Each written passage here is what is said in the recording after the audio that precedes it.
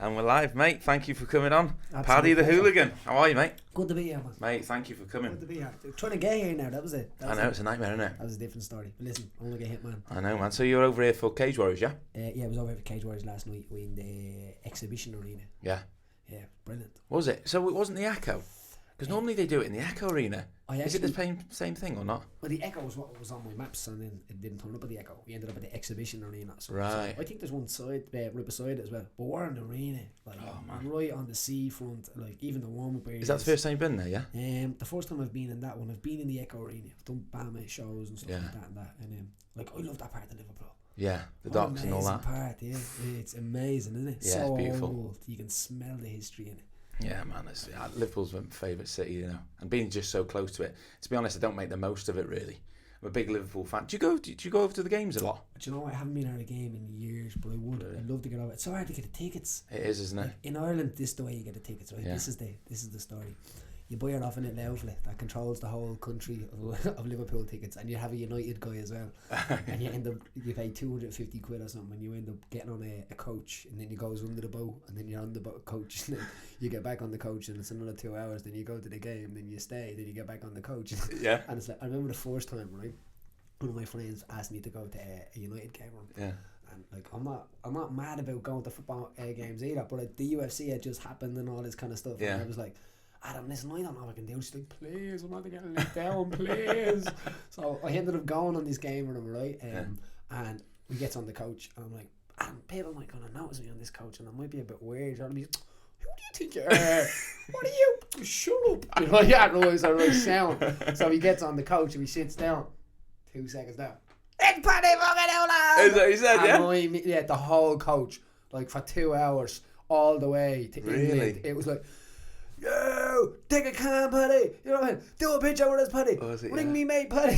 On the phone, Paddy. And I'm looking at me mate Adam going, you prick. I told you. I'm sorry. I'm so sorry. Like this on the other side, right? Know what I mean? This was a pilgrimage of like about 4 hours, 2 hours over. Then we watched the match. Then we came back, and it was 0-0. It was one of these draws. Oh, it's nothing worse, is there? When we got back to Dublin, I'm like, I'll never, ever listen to you again. You know what I mean? And he was like, no, because he got let down last minute, and he's a mad United fan. You know? He's his dad's a United fan. He's well back into it. So yeah, the motherfucker owes me.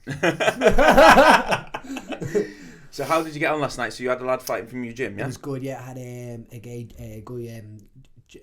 Jacob. His name is Jacob. Is he announced it? Really, really tough guy. He's half Algerian, half Irish. Right. He lost the unanimous decision for the featherweight title against a guy from Paul Rimmer's. Title fight, yeah. It was a title fight as well. So against a guy from Paul Rimmer's gym. Yeah. Mostly just a stand-up affair, to be honest. Back and forward. Paul Rimmer's guy, Smalls, I can't remember his first name. Was just a little bit longer, kind of clipping Jacob a little bit, and you could see even on the targets he was hitting the right targets. He's an awkward southpaw as well, long awkward southpaw, and Jacob just didn't get started as much as he should have. You know, if he had you gotta have the kill in you sometimes. You know? And I think sometimes maybe at the amateur scene, I don't remember that scene as much as I should. Yeah. You know, especially in the coaching role now. Yeah. But to me, it's like, I don't know. You need to have the kill in you. I don't think kids have that in them anymore. You know, the idea of like a deep, it's primal, it's a tribal thing. It's deep in your muscles and your bones and your genes. Yeah. And the idea of being able to kind of, it's nearly like when a shark rolls their eyes, you flick that switch and you can see it. Now, it's not an aggressive thing. It's a really kind of like getting ready for like moments before switching on. It has to be there. And I see it in fighters now. I see it even better now because being there and then the time around it and like watching, and then I go to the left and I watch, and I go to the right and I watch, and I can kind of see it from all different angles now. And you can see the guys in there. Like, it's not the guy in there that's screaming, it's the guy that has that look in his eye. It's like the eyes roll back and he's calm, but he's not getting, no one is getting him out of there. You know? I suppose there's a difference as well in between, like you said, you know, the lads who go in there screaming, and sometimes it's real and sometimes it's probably for the camera a bit. And the difference between that and someone who's ready to go in for the kill is massive, isn't it? There's a lot of people who maybe act as though they are and they haven't got it, and I suppose you see that on a daily basis a lot, really, don't you? Yeah, but on a young level as well. So we have a young team now, so they would be all amateurs. So we'd be building. It's actually a really, really good. It's a nice place to be in my life because I'm I'm looking forward to this because I've got young, motivated people that want to be molded. I want to make this journey happen again. Yeah. You know, in Ireland, I'd probably be the first person to come back from the journey. So obviously, I came up in the Irish invasion, so it would have been like the 10 years of like studying and an apprenticeship in that kind of way, and understanding how people work, and then qualifying in my own qualifications through the sports development and all this, and then matching that all together, and now being able to look at it and say, right, now here we are 15 years later and I'm ready to get started. So, but that's what it takes. It takes a lot of study. So I'll be the first guy to come back from who's kind of got to the hill, if you must, and now come back to actually teach it and give it to the youth. And I think that can go against people as well in a way, because now they're kind of like I've got you, so I'm definitely going to win. It's it doesn't work like that, unfortunately. It'd be like I don't know, Stevie Gerrard or something like that, coming back and mentoring some kid. He still has to go through the ropes. He still has to get the mental aspect of it, the aspect of going out there and fighting. You could be ready all the way up to the door. You can be ready until you're in the cage, and then all of a sudden you turn around, what am I doing in here? What's going on?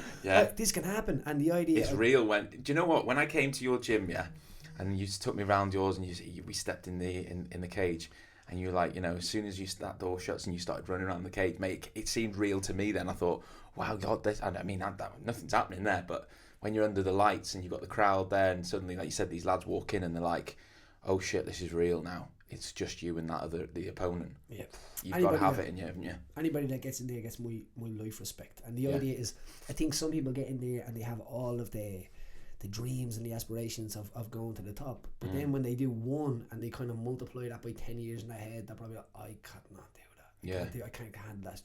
You have to, as I said, when you go back to like your genes and your blood, you have to get slightly turned on by it. It's passionate about it, isn't it? And it has to be that thing where you want it again. It's like a drug, if you must. You want to see it again. You want to feel it again.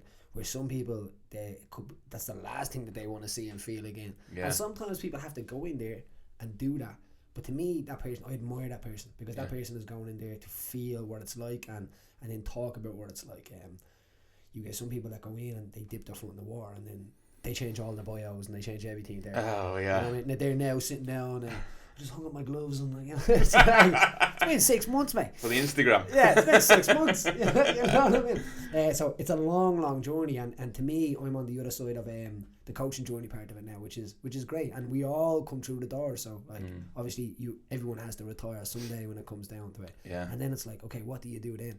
I was just very lucky to be very, very passionate about what I'm doing right now, and I knew that when I was fighting. I would have been training with a lot of the guys and teaching guys on the way up as well, and that was my passion. My passion was to be able to see guys developing and see them getting it, see that light bulb moment clicking. And the idea of coming through the nerves and the worry of it, because some people are consumed by it, like it literally freezes their whole being and their body to fight or flight. It can be. It's some people I've seen like nearly crippled with it, and then you see some people that are the opposite. And I'm all about human behaviour. I love watching people, and I think the idea of that human behaviour is what makes these all so different. What makes everyone so different? And then you can get a guy that's like highly intellectual, really, really smart, doesn't kind of look aggressive, but can lock his mind down and turn it on, and you cannot get him out of there. He's as tough as nails. Now you would be expecting the tough kids to be the tough ones, but sometimes it's not the case. Never judge a book, innit? Yeah, and it's one of these things where just when I feel like I have it, and I'm like, it all falls apart. Really? And it's all different again. But maybe that's what attracts me to it. Yeah. It's a crazy world, that the world you live in, man. And so when I was on your podcast a few weeks back, it was hard for me because I wanted to ask you so many questions back about your situation. This is what I like about it, right? So yeah, when you were talking about when I grew up and stuff like that, I want to come back to when you grew up and what it was like for you growing up, and were you always into this fighting, or when did you find that it clicked and this is what you wanted to do, and what was it like growing up in Dublin? It's only in the last few years that people have said to me, you shouldn't be who you are, Paddy. You shouldn't think the way you are. You shouldn't behave the way you are. So some people I've sent, and my book comes out on the 24th or 25th of October. Yeah. And I've sent it to a few people that I trust. I've sent it to people that don't know the characters in it, and I've asked them, who is that character? What are they? And they're like, well, he comes across like this, and this person comes across like that, and she's this, and he's that, and this company's this. all different to try and figure out what to get it right, because it's hard. It's not easy. But I grew up in a council estate in Dublin, so a tough place called Jobstown. I grew up a single parent household as well. My mother and my sister was as tough as nails. Really? Yeah, my sister boxed the head off. Yeah. She could rock. She had bony knuckles as well. Yeah, but when I was a typical council kid. I was wild. I was really? Like red hair, blue eyes, and white skin, and wild. I was that kid. The added hit it and the wind to be in my hair, the crazy in my eyes. Really? Yeah, I was wild as a kid, yeah. And then I grew up on a road with a lot of other kids that would have grew up in single parent households as well. Yeah. The housing estate that I grew up in was built because it's kind of a spillover of the city. And when the council built it, they didn't put a lot of amenities into it. They didn't put stuff, sports structures. There wasn't even shops in it when they got built. They rushed it. Oh, okay. Now at least people had housing. We'll get into that in a little while, but they forced the housing in there and they built this social housing estate, but it was huge. So it's a very big housing estate. Tallaght has, now not all social housing, but Tallaght has over 250,000 people in it. Really? So like it's nearly like it's as big as Iceland in a way. Wow. So, and this is its own little borough. So this would have been the place where you came to do the podcast and stuff like that. And so it's massive. It's really like it could have its own language if you must. You know? People from Tallaght sound different from people down the road. 15 minutes at the accents change.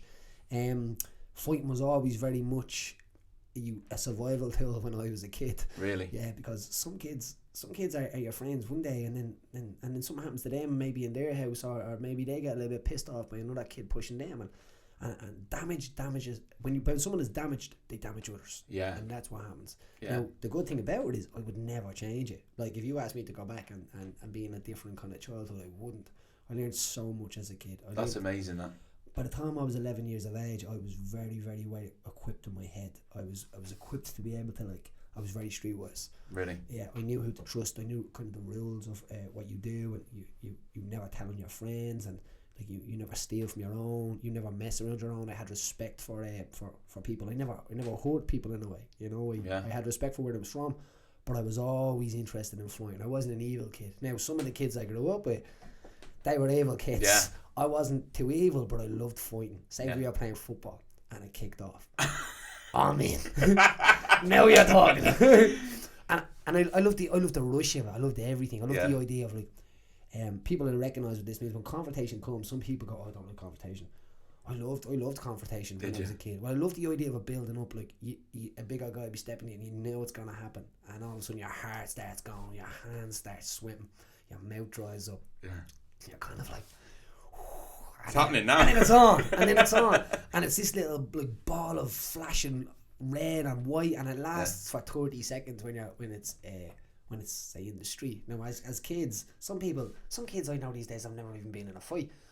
Like I think it's your man says it in fight. What's that? How forgive me for forgetting this film. Brad Pitt. Fight Club. Yeah. All this fighting. Yeah. Fight Club. And he says that, what do you know about yourself you haven't been in a fight? And this is a true story. That's a great line, because you don't know a lot about yourself, and that's true. There's differences. This is how I think about it, because you this flash that happens, and I used to love it. I used to go home and think about it. I should have went this way, I should have did this, and maybe I should have ducked under, maybe. And I'd be thinking about it, and I'd be taking it apart, and you're talking about 30 seconds here now, and like if you had a video on this, it would be a godsend. But like this is in your head, you're thinking about what happened, which way did I go, and it'd be over in seconds. But then I start realising the idea of like, then people would come into obviously my club now and be like, "Hi, my name's Tony. I have 26 street fights." Do you know? And you're like, doesn't work like that, mate. You're like, fighting someone is kind of the easy part. Throwing your hands and using the skills, and like that's the easy part. Yeah, it's the idea of knowing that this is going to happen in 8 weeks in advance. Yeah, and you're sleeping with this guy now. He's in your bread. He's in your head. He's in all of your life. He's like this is a mad, like I don't get like my whole life just turns off when I used to be fighting. Like really? I mean like I wouldn't have sex when it comes to fighting. Really? Why is that? And people think it's like for no reason. It just turns off. Yeah, like my literally. You're too focused. It's like this battle thing turns on, and I'm just not in that mindset. You know what I mean? Wow. It just doesn't come to me, like, you know what I mean. Now the mad thing is, because I have to fight, and then I'm like, so I know to turn on and turn off. Do you get what I mean? But to me, it consumes my whole body. It consumes everything about me. Wow. And I'm fascinated when it comes to it. But as I said, there's a big difference between some guy fighting in 30 seconds notice and going for it, and then known for 8 weeks. Yeah. There's a great meme that says statistically, males are 4,000% shocked when they realise they're not as good as they think they are at fighting. Because let's be facing. Because you can be really tough in your head. Like the guy outside the chipper on a Saturday night, to me, like I'm Dave Attenborough and that guy. Here we have the male in his facility outside a Saturday night chipper. You know what I mean? And like something kicks off. I don't know. Come on, man. You what? And it's like you're looking at him saying, "Oh, Jesus, this guy must be able to fight." And then you see it happening, and it's like, how was he that confident? Yeah. Like I get guys that are fighters, and you can see in their face that nerve is getting ready to fight someone. Some of these guys, after 7 points and a burger and a battered sausage, they are still ready to go. Yeah, and do you know what? I think it comes back to judging a book by its cover, doesn't it? Because these lads, they get in their head and they think, I'm bigger than him. Mate, that means nothing if you're going up against someone who can fight. This is a truth, because so jiu-jitsu would have been the idea. So jiu-jitsu to me is, have you got a jiu-jitsu club? A Brazilian jiu-jitsu club close here? I think there's one in Chester. Is it John Gracie's? I think something. I'm not too sure. I think so. I'm probably I probably put the man last night. Yeah, I think it was in Chester. I think there's one in Chester maybe. So to me, it's like a therapy clinic. You need to have one in your town, and you don't have to be a fighter. But you have it's a way of feeling what it's like to. Oh, that's what it feels like. Yeah. And without getting hit, it can kind of turn off this thing in your head where like, maybe I'm not as tough as I am, and putting yourself, because guys put themselves into dangerous situations. Yeah. The ego just kicks off. Now, and I'm not just saying guys, I'm not going to be sexist here, girls as well. Yeah. And girls, don't get in the middle of that. Yeah. Call the police. Because that kicks off. Yeah. Like, and it's a different gravy that is compared to boys. I think boys can have a knock, but girls, no way. They want everyone dead. I want his family dead. I want his, you know what I mean? They are a different level when it comes to fighting in the street. So to be able to kind of see these guys, and I want to be able to ask these questions. What made you think that you could fight? That you were that confident? So going back to what we just said about, when people come in and they train in this situation and then they realise they're actually not that tough, especially if you come to jiu-jitsu and stuff. I think that's such a good thing to do, like you said, because that'll either make you or break you. It might give you just the reality check you need to progress forward, mightn't it? Absolutely. So if you go in there and you think you can fight, and then you realise you actually cannot fight at all, you'll either go, I'm just going to leave this, or you're going to go, no, I'm going to get the hang of this. I'm going to really go for it. And I suppose it comes back to that kill instinct, doesn't it? Whether you've got that in you or not as well. I am that guy, so that's why I can always speak from that side. I'm a huge advocate for jiu-jitsu being a mental health tool rather than like you're going to join and then you're going to be a world champion. Yeah. Like, I'm not against that side, but I really think the benefits of jiu-jitsu compared to like going and winning a gold world medal, the benefits mentally for the ordinary Joe that just working in a shop, it outweighs that. So my emphasis is on helping that guy, and usually they're the people who do trigger that amount and do become, because you find somebody that's motivated, a guy that's working, gets up, works every day, looks after his family, but just can't figure out what's going on in his life or what's inside. He feels that little bit empty, and then bang, he gets it. And you see some guys that get it, and then they walk and they train and they walk and they train because they already have the ethic and they know how to get things done. They just need to know what they're doing. Yeah. And with jiu-jitsu, that is very, very, very plausible. So to me, I walked into the gym and I was convinced I could fight. I was like, I can fight. No, and the thing is, I would have fought loads as a kid, so to me, thinking I could fight was the evidence-based would have been there as well. I'd won lots of fights, I'd lost lots of fights, I'd beat people that maybe in that moment I wouldn't have thought I could beat, but I just went for it and held my own. Yeah. And then when it came to jiu-jitsu, it was like the Matrix. It was like the world turned upside down. Really? I went in and I was like, what at this guy? And that's it. No way. You're getting strangled by girls, boys, teenagers, whatever. If you cannot come to terms with that, you probably never proceed past that place in your life. Yeah. It's a huge kind of thorn in your side, and when you take that thorn on your side, jiu-jitsu is kind of the medicine that does it. Yeah. You can find yourself in an extraordinary place, in a place where big is no longer bigger, and stronger is no longer the best, and like everybody now, very humbled. You're humbled in life in every direction and everything. Like, even it makes me confident to be able to try anything. I would try anything, Jay. Really? Because I've been in situations where 120 kilo Polish guy is trying to smash my head. Do you know what I mean? And I'm just like, I look asleep. I'm that calm. I look asleep. Is he okay? He's alright, yeah, he's alright. But I'm just that, and then you get out, and all of a sudden, and you can see, sometimes you see it in people's eyes. So say at the side of the mat, you could be rolling with somebody, and you see somebody looking over, and they don't understand, but they're like, how is he not dead yet? Do you know what I mean? And you're rolling with this guy, and then you come out and you're on his back, and you finish him, and the guy push your hands and bump your fist, and the boys are laughing and smiling, and you can kind of see the people, like someone looking at you, maybe a parent or something, and they're kind of like, that's weird. He should have died there. Yeah. You know? It's mad. And, you know, I think people who aren't into mixed martial arts and don't watch the sport as well need to listen to things like this, with people like you speaking about stuff, because, you know, what you're saying about the mental health thing, and just finding that, they, you know, even if you're not going to compete at a level, just getting it under your belt and knowing it yourself, what that does for your mental health and stuff. And so many people see it, you know, talk about how it's such a brutal sport, and it is a brutal sport, but what you get out of it from what you put in is tremendous, really, isn't it? Do you know what's brutal?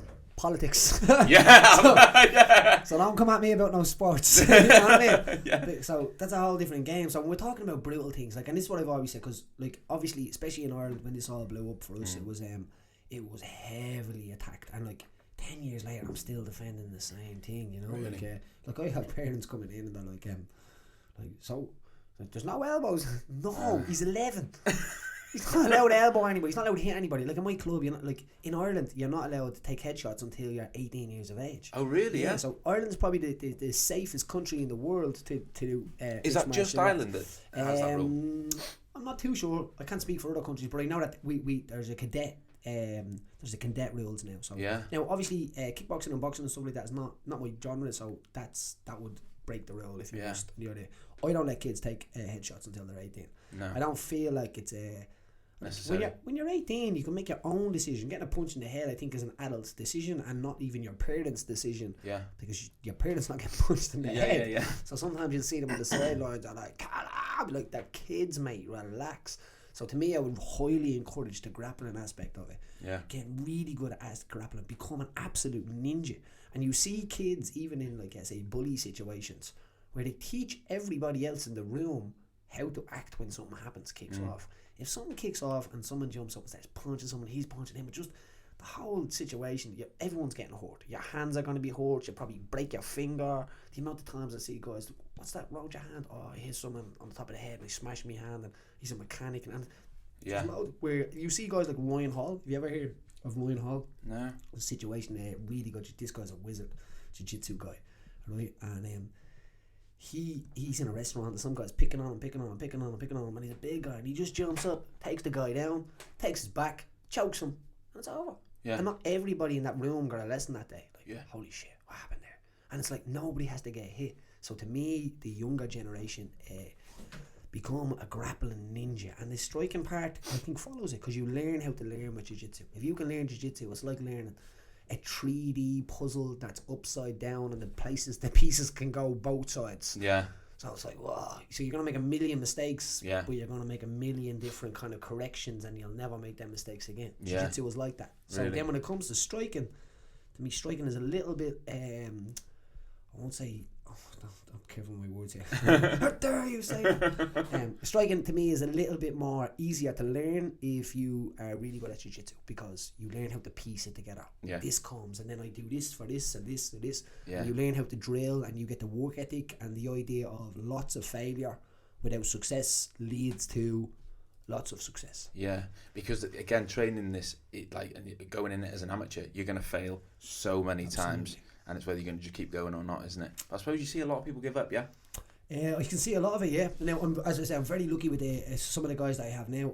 My own kind of club, I say, is 2 years old now, where they say the fresh bunch of guys that I've trained up with now. And there's a lot of losing going on at the moment, you know? And they're kind of like, yeah, but... And the mad thing is, then you look into Instagram, you look at your phone, you're like, block, I'm shit. Because your phone tells you you're shit, but you're not. You're not. The thing is that there's a lot of losing. Like, think about when you started off doing tattoos. Like, could you imagine how many times you went home and smashed the pillow? Or, loads of times, you have to fail, especially in the things I think that are a lot harder. You have to fail a lot. Yeah. You know, you have to fail, and if it's a fair playing ground, sometimes you look at people mightn't be on a fair playing ground. You know what I mean? Like, where, say, if I do a stick man on your leg and everyone goes, wow, it's like, shit, Paddy has skills now. Yeah. Do you know what I mean? Yeah. But another tattooist would be like, why is, and then he does a really, really good tattoo, and everyone goes, nah, that's a bit shit. Yeah. Like, in his mind, he's already worse than the guy with the stick man. Yeah. And perception is a lot of a part. It is, I suppose, as well, because when you're on your Instagram and stuff, you're obviously following things you're interested in. Like, I've got tattoos coming up all the time, so I'm looking at other artists, great artists' work, and and for me, I actually benefit from it because I sort of compare my stuff to them and think, right, I like that, so I'm going to try and do that, and it just makes me progress all the time. But I suppose you can do it the other way, where you think, oh God, mine's not as good as that. Wow, I'm not as good as him. And it's the same with the guys who are following it, the jiu-jitsu or the striking or whatever they're doing, and thinking, I can't do that, oh God, and it just ruins them, doesn't it? Because they're comparing themselves to other people, but really they're not focusing on themselves. No, we all have the same ingredients, like a cake. If you must, we all have. Well, I won't say we all have, because we actually, there's a guy that trains at home. He actually trains at Team KF. Chris Fields and Tom King, and the guy has one leg. Really? The guy trains jiu-jitsu. Now he comes over on Sundays and rolls with us and stuff, and he's an absolute great guy. He's a Scottish guy, and he's, to me, like, that inspires me. I'm fascinated with that stuff. So, like, sometimes, like, and I say it to him, like, mate, he's like, oh, Paddy, Jay, I'm like, listen, mate, I am fascinated by you. I'm inspired by you.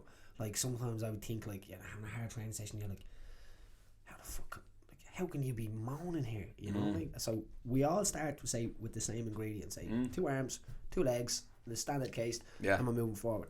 It's how you use that, it's how you mix it up, it's how long you bake it for.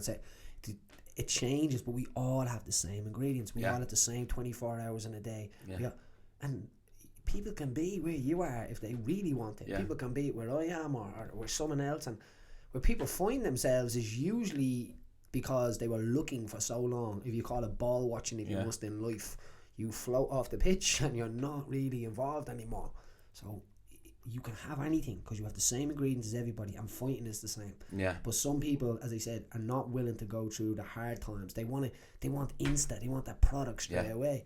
Where, like, a lot of guys that fought on Bellator, say, the other night in thing, they have been 7-8 years in the shadows, grinding away deeply and hardly, So it's you have to respect that. There's a lot of people who, it's almost self-sabotage, really, isn't it? Because how many times I remember, like, things like little things in school, seeing lads who are amazing at football, you're thinking they can definitely be footballers, and then they go off and they go out with girls and they start drinking, going out to nightclubs, and it all falls apart. And then years later they find themselves in a rut, like what could have been. Do you know what I mean? And it's almost, they just got this self-sabotage, but they had it all, like you said, all the ingredients were there to become this. And what you're saying the other night about Bellator, I was watching that, and I saw when James Gallagher won and he jumped on the stage and he shouted to the guy, 8 years I've worked for this, let me have my moment. Do you know what I mean? And there'll be people who maybe just switched on and seen him for the first time, maybe, and he's been doing that for 8 years, and they've just seen this lad that's just had this amazing moment, and that's all they see. But they haven't seen what he's been doing for 8 years. For a long time. And like, James, when James first started, I think James was a teenager when he was coming down from the north, and he was always tough. He was always good at jiu-jitsu, always a tough little kid, you know what I mean? And I think James kind of like the first product of somebody which kind of helped sail his ship, if you must, Where a lot of us were kind of like barbarians coming out of bushes, and and it worked as well. But I think the idea of like laser focus and where you're going to go, what's going to do, and having people that are better than you, idea of aiming that's important as well, So sometimes a fighter's a fighter. Listen, someone's gonna, like, if you react to what happens on Twitter, you'll fight every day. No, God, didn't it? You know what I mean? So sometimes someone has said, listen, shut the fuck up. You're not fighting your next door neighbour, Paddy. No. You know what I mean? Fucking am. Yeah. But like, because the fighter will always be in there, and as I said, it's very hard to be. You have to be a few people inside one person. You have to be that maniac, that barbaric guy that can just turn it on, and not only that when it gets down, that you literally energize, it brings you back up. Yeah. And then you have to be the guy that's managing all the media, all of the like like, don't step on any snails, or like, don't be seen pissing in the grass or something. You know what I mean? Because if you do that, it's like, how dare you? My kid's looking up to you, and you're like, like, you're standing there with a beer in your hand, smoking a cigarette, way out of shape, mate. He's looking up to you too. It's you a know good what saying. I mean? And it's true, sometimes I do, and people don't like that. I'm very straightforward. To me, I'm not straightforward when I want to hurt people. I'm straightforward when I want to like help people like actually develop, because some people won't commit to them. Like, say me and my sister, I'm probably the only one that's straight with my sister. Like, really? we don't really get on because of it, to be honest. We're straight, you know what I mean? Because I'd be like, you're a fucking agent. And she'd be like, you're a fucking agent. You know what I mean? And I'd be like, why did you do that? And it's constructive criticism. Now, sometimes we need to learn to shut up as well, because sometimes we're just nodding is just a good. You know what I mean? I like the nodding up, but I feel like I want to help people. I want to help people. I don't ever want to be giving constructive criticism to somebody, to be talking down on them or be like, well, back in my day or not like that. To me, it's like, I hate to see somebody making a mistake that I see coming. So if I can see a mistake coming, even from a distance, I'm like, oh, I hate it, and then it happens. And there's nothing worse if you've been saying about this mistake, and you've been.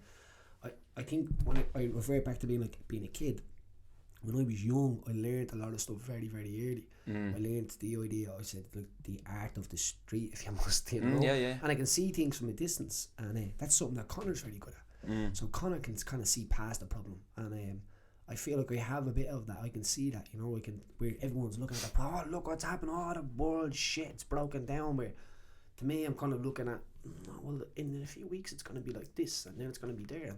That's a huge skill in itself, and I think as a fighter, that's where it comes from. It comes from being problem solving with high consequences. Consequences in life. You slag someone, the worst consequence is they come down and they punch you in the mouth. Right? That's probably the worst consequences, and then everyone runs off and sues everyone and all, or whatever. But the punch in the mouth is the part that affected your feelings, your body, and your emotions, and your fear level on that day. Like, and then as the solicitor's letters or whatever that all happened, it's like, that's never going to affect you like the punch in the mouth. So what we're doing is, every mistake and every decision equals in that straight away. You make a mistake, bang, you get a punch in the mouth. You get kicked in the head, and not only that, if you make a big mistake, you can get choked out cold in front of your whole family. It's mad, isn't it? Well, you have kids, like, kids look up to their father in a way, like, oh, my dad's steel, but like, you're putting that on the line. You're not only putting your reputation, you're putting like, but my dad is like King Kong, you know, because everyone has that mentality, and to put it on the line in front of your kids is an amazing thing. Anybody that gets into that cage is, to me, has my utmost respect.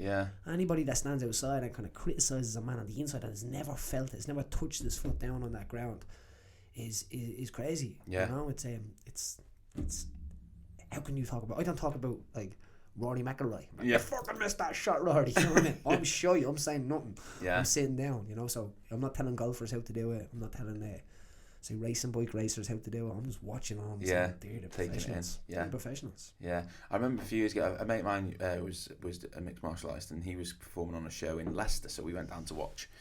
And he choked the lad out in 30 seconds, but the lad's kid was ringside and watched him, and this kid was crying his eyes out, you know. And I remember thinking at the time, God, he's a young kid, and he's just watched his dad be choked out, put to sleep. It's a traumatic experience for a kid as well, because you're thinking that's his idol as well, and he's watched him be put to sleep. It's heavy stuff. I've been there. It's heavy. I've been on both sides. I've been on the side where I went in there and blew the roof off a place, and my kid's been like looking at me like, and I've been caught his eye, and I've done this in Boston, I've done this in different places, and then I've been in a place where I was where James stood the other night in that, say, a main event, but it was the UFC event, and it was like and I lost, and that's the way it is. Tough shit. You're going to lose, and the idea is the only ones that will be standing there to give you any of this. And the mad thing is, a lot of people that will be close to you sometimes don't want to see you doing so well, and you only notice that when it happens, you know. And it's a hard thing to swallow, because the paranoia kicks in. You know what I mean? Are they happy? Are they not happy? Why are they so friendly with me all of a sudden when I lost? Is it because they dropped back down to their level a little bit, you know, and this kind of thing? So, but the mad thing is, the worst thing about it all is that it's the highest highs and the lowest lows. So I always say, enjoy them highs, because the highs are up. Even like fighters, I would say, like, when they win, like, enjoy this moment, take these few moments, because they don't last sometimes as long as you would like them to last. And unfortunately, we're in a sport here and a business but to us it's for keeps. It's for life, you know. Yeah, and it's full of ups and downs. You know, for example, as well, this whole situation with you know, Anthony Joshua lost. You know, he's unbeaten and all that, and then loses to Andy Ruiz. And people are saying, you know, if he loses this next fight, his career's over. He's finished. He should hang up his gloves and all this. I'm thinking, it's like everyone's forgot what he's done up to that point, and everyone's just turning against him. And when he wins, everyone will be on his side again. I know. And if he loses, everyone will be on him again. But is he going to retire? No, he's probably going to start from the bottom, work his way back up again. I hope that is the way, because that is a sad reality of this as well. Like, and I won't just pick on boxing, but especially in boxing, boxing is being built up on the idea of like being your all stays there, like Floyd Mayweather. And the thing is, he's cemented that now, because he has put that in there where he's now retired, 50 and 0, and it's like, yeah, but you're not Floyd Mayweather. No. Yeah, but you're not. Yeah, you lost. You know, and it's like, so where I think MMA is a different sport of that. Like MMA, you have a guy last night that pulled in a week's notice against Adam Ventry. Yeah. He was 20 and 26, alright? So he 20 wins and 26 losses. I'm watching him because he's like, well, he knows how to lose, and not only that, he's not even nervous anymore. He's not even worried about losing. He's going in there and I'm just going to give her everything. I'm going to give her that. That's it. And he did three rounds. Like, and Adam Ventry is a good fighter. He's a solid little fighter, you know what I mean? Yeah, definitely. And the idea of like, so in MMA, it's styles that make fights, but in boxing, it's perception. It's a build up of the perception. Yeah. You know, like unless you get the diehard boxing fan, he will not be able to name the first 10 guys that somebody beat. Yeah. You know, where in MMA you'll be able to, like, when he got to the UFC, he fought this guy, fought that guy. You won't be able to see. You won't see that. And the two guys up the top of the card are probably the only ones that are getting any attention on the boxing belt. Yeah. You know what I mean? Where if you go to, say, the Embedded or something like that, there's like 3 or 4 fighters and there's a story and the character behind it. So now we know boxing's starting to get into that kind of thing. Yeah. But the idea of your all losing in boxing is a tragic situation, because the build up of like the unbeaten fighter, the best ever, where the best ever fighters were like Rocky Marciano, or like Charles Burley, and like, you know, really, really good fighters. We're not only just like good fighters, but total different styles. Yeah. Like guys sitting back, using that sword and shield mentality. Yeah. And then guys using that like hammer against rock mentality. I'm just gonna break it. Yeah. You know, and to me, I love watching. That's why I love boxing. I don't watch it because this guy has never lost, so I want to see him lose today secretly in my heart of souls and be like, oh.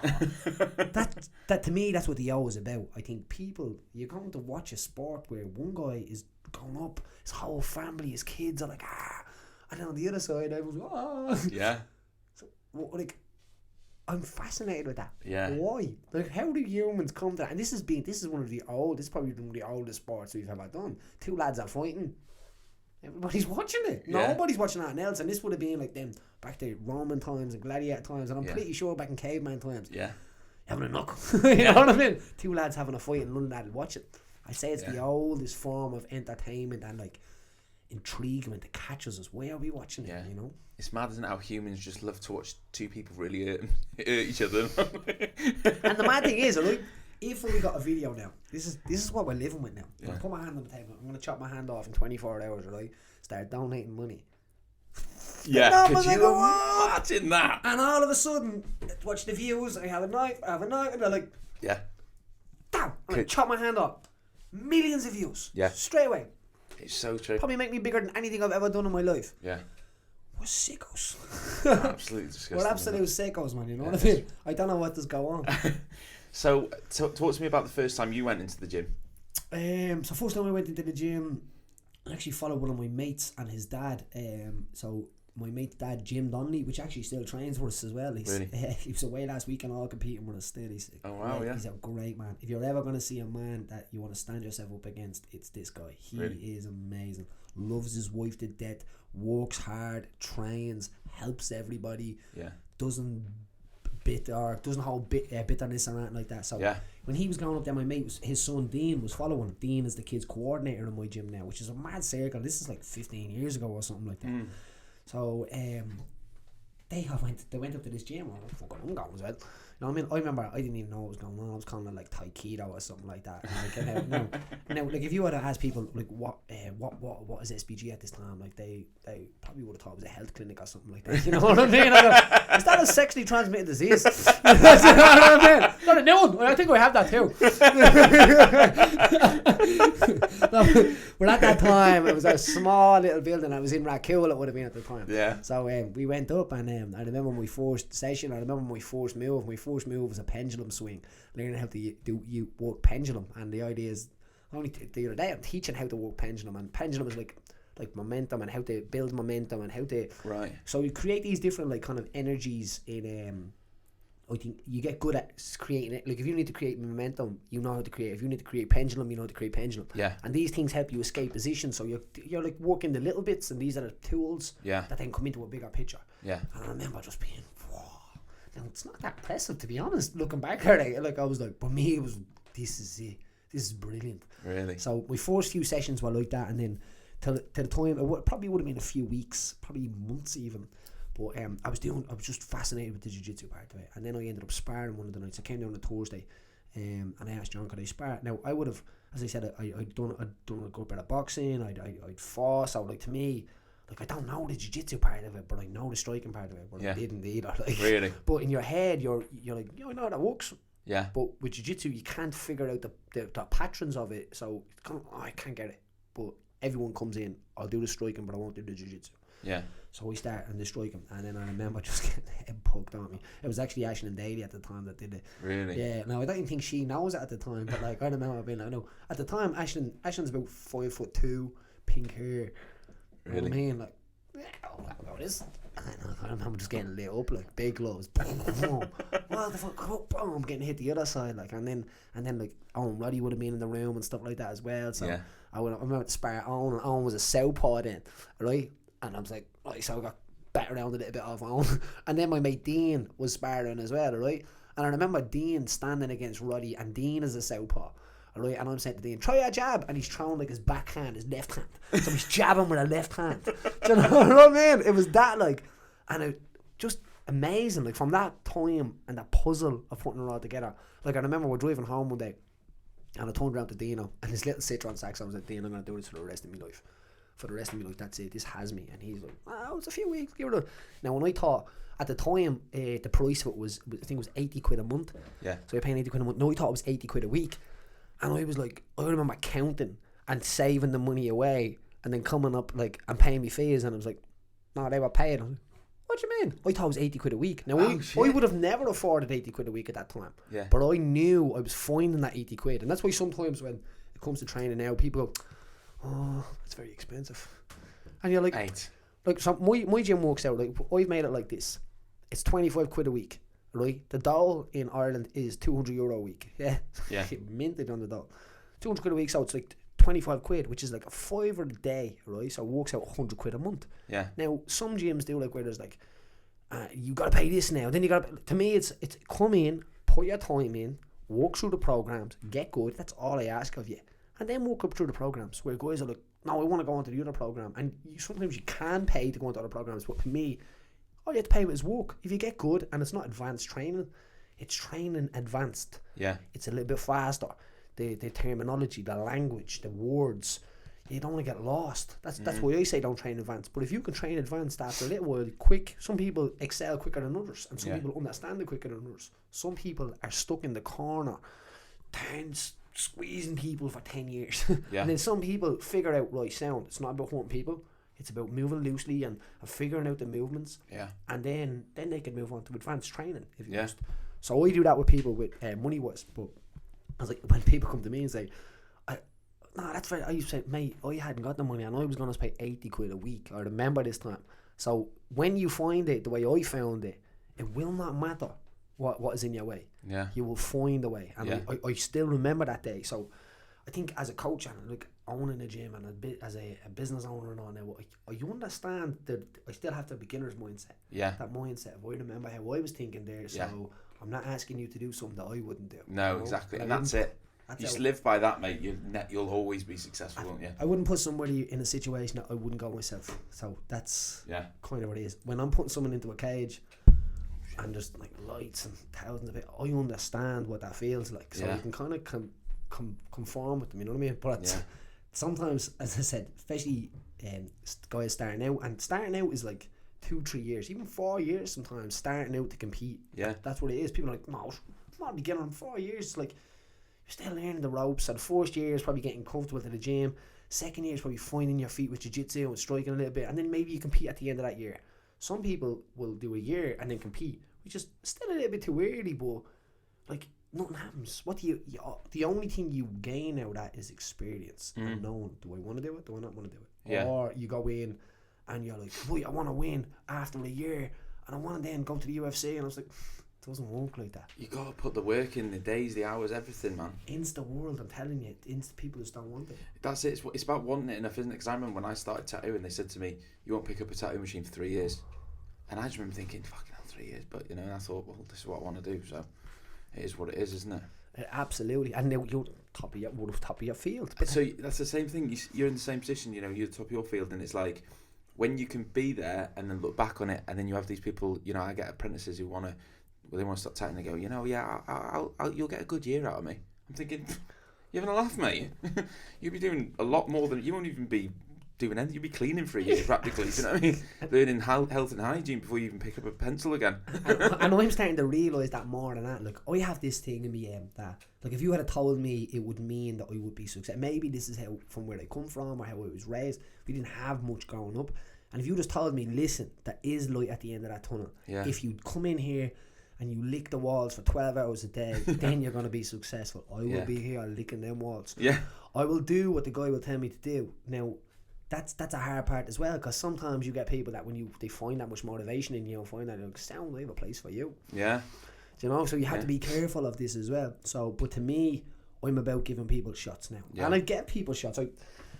There's nothing more sad than giving people shots, Jay, right? And then all of a sudden, they're like, right, sound. And then probably a year in or 2 years in, they're like, this is too hard. Or this is not for me. Or like, you're the problem. It's not me now. Or, you know, and it's like, listen, what did you think was going to happen in 2 years? Think you was going to cartwheel in or cartwheel in a year and be like, right, sound, success. You can give everybody the sun, moon and stars.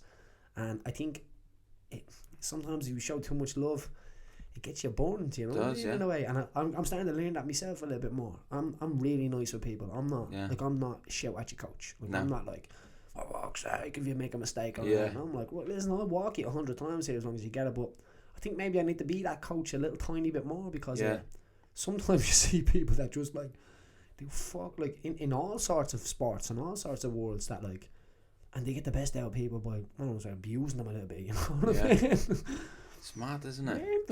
And you know what you're saying about, you know, what you charge people and that's come to the gym and stuff, and I think in what you were paying and stuff, I think, I don't understand how anyone can complain about paying money to learn something as important as fighting, really, because even if you don't ever use it, it's just knowing how to do it. So you're basically just investing in yourself.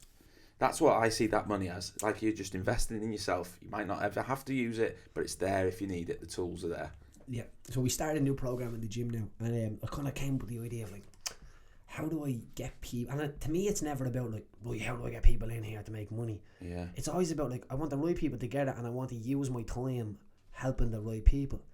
Because sometimes you can be like, right, you can put a flyer out, right, fighters wanted, meet me at the gym on Tuesday. You know what I mean? And you get 20 lads there, like, right, probably not the people I was looking for to mould, and like, one or two at a time maybe, you know what I mean? But if you find a lot of problems in the idea of trying to make a fire straight away, because there's got all this loss, all this like downs and ups and all of this kind of stuff. To me, I've set this program called Before Beginners. So the idea is that you are a beginner and you're before that level. So I have the mothers of the kids coming in, the postman down the road, the guy that just needs somewhere to go, and so it works out. It's €200. You get your kimono or your gi. In a gi in Ireland means vagina as well. So, absolutely, it's probably the only country in the world. You know what I'm saying? Sell you a gi for 200. They're like, some man looking at you like, that's what it means. It's crazy, I know. But so we call it kimono more than that, especially when you're talking about it. So €200, you get that, and you get an 8-week course with our 45 minutes classes, and you're literally, so we've got two coaches there that have there's a coach named a girl that actually trained me 34 for about 2 to 3 years, and she's an amazing woman. Olivia Pendergast, her name is, and she won double gold in the European. She won silver in the Worlds. She's training in jiu-jitsu probably about 3.5 years. Wow. We just gave her a purple belt, which is like unheard of as well. Yeah. But I cannot not hold her back because she's won everything that there is to win. She dominates all her divisions. This woman is a full-time family, full-time job accountant. You know, like, and started off as a stand-up fighter, as wanted to be a Kempo fighter, and I could see that, like, listen, you could be really, really successful at jiu-jitsu. Not only that, you could inspire a lot of people at jiu-jitsu to realise that, like, running on a treadmill or aerobics or this stuff, like yoga all the time, and all, just a little bit of waste of time. And the idea of now, you're an absolute ninja. Yeah. And you can strangle people. You know what I mean? Yeah. So dads at the school, like, they would get strangled by Liv, and I think even they're getting a lesson now because they're like, Jesus, where are we? You know, because they realise that she'd kill you, and like that. Yeah. I think that changes everything. Now, Livia is she's a great woman, but the idea is we're bringing her in as a coach now, so she's somebody that came through this journey now. Yeah. And then we're another lad named Andy that's been around the gyms since I've been there. You know, he started in kids programs in the other gyms, and then ended up, he's training with me probably about 3 or 4 years now. Teaching for me about 3 or 4 years now, and he's going to run the program, and he's another amazing kid, really smart, really clever. And I'm going to obviously open it and then close it down, but I want the idea of it where it's not like, right, you're coming in to train with Paddy Holohan, because even that sometimes can be like yeah, it's a bit daunting. They think course, I'm going to be like, right, who's next? Yeah, Sparring them one after the other. Yeah. So we put that up 2 days ago, and it's like, it's gone, sold out, because 20 places. Wow, really? And people are like, do another one, and I'm like, no, because it'll just exhaust the program. Yeah. I want to keep the program where we do 8 weeks, and then we integrate them 20 people into the society of the gym. Yeah. And not only that, then they're looking over going, oh mate, I know you, because like we were in their class together. Yeah. You know what I mean? And yeah. And they get to come and do. Then we go into the beginners programs if you must. Yeah, and it helps those shy people, doesn't it? Integrate, like you said, with the other people in the gym. That need it. Martial arts is for weak people. I don't mean weak people. I mean like even people that have lost themselves a little bit. You know what I mean? Like it builds people up. Where to me, when you were growing up, boxing to me was for tough kids, and the tough kids lasted, and the weak kids didn't. Yeah. You know, and then like I've been in boxing clubs, I've been in martial arts clubs, but the camaraderie and the family around the martial arts part of it was what really attracted me to it. Like when I found, I was like, this is like a family. Like this literally is you're bonded together, and I knew this the system of like backing each other up and having each other's back, and I'm there till the very end. You know what I mean? I'm there till the bitter end with that kind of stuff. So I grew up around that. Yeah. So to me, I found this big building. Oh, this is amazing. And we're all just gonna look after each other. Yeah. And what's it like now that you've got your own gym? Like, is this like for you, like, because I know that when I open my shop, you know, just coming in and knowing it's yours, and it's your own environment, it's everything you've got in here is what you want, and it's just you know, a law to yourself now, and you're running it all by yourself. And then obviously with your gym, you walk in there, you think, this is mine, proud of yourself, this is what I've achieved, and anyone that comes in here looks up to me, and you know, it's like my own little family here now. So what's that like? Absolutely. It's amazing. It was always a dream of mine. Like when I first started, as I said, it wasn't like I didn't find that gym that I was talking about that and then turn around and say, do you know what, I'm going to go to the UFC, I'm going to do this. And that's what most people do. And usually if that's the plan, it's probably not going to happen. Yeah. Because sometimes it's a hard line to point something out so far and get to it. Usually kind of end up and then you're like, yeah, I can make it there now.